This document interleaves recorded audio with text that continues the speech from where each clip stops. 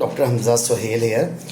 आज एक बहुत इम्पॉर्टेंट और बड़ी इम्पॉर्टेंट पीडियाट्रिक डिजीज़ का केस मैं आप लोगों से शेयर करना चाहूँगा, जिसको हम अपने मेडिकल टर्म में रेक्टल पॉलिप कहते हैं। आम ज़बान में इसको पॉटी के रास्ते का दाना भी जाना जाया जाता है। ये जो बेबी मैं आपसे शेयर कर रहा हूँ, ये 5 साल के हैं और ये टिपिकली मेरे पास प्रेजेंट किए थे पॉटी में खून आने से ना।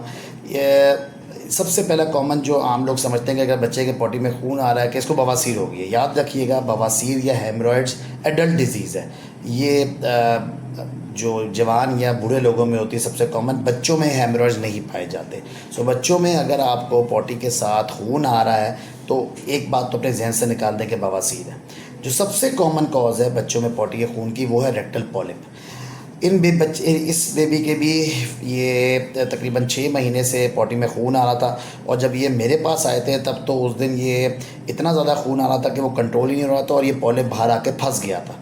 तो मुझे इमरजेंसी सर्जरी करके इसका ये पॉलिप निकालना पड़ा और फिर हमने बायोप्सी के लिए भेजा। तो उसके अंदर जैसा कि आप रिपोर्ट में देख सकते हैं, ये जुवेनाइल रेक्टल पॉलिप आया, यानी कि एक नॉर्मल पॉलिप आया।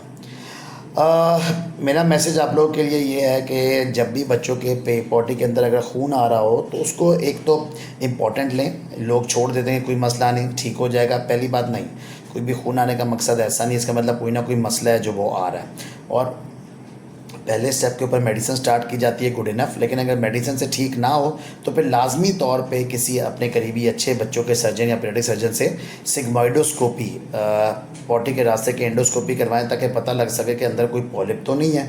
अगर पॉलिप है तो उसी के थ्रू निकाल लिया जाएगा। अल्लाह ना करे अगर कोई ट्यूमर है तो उसकी बायोप्सी ले ली जाएगी।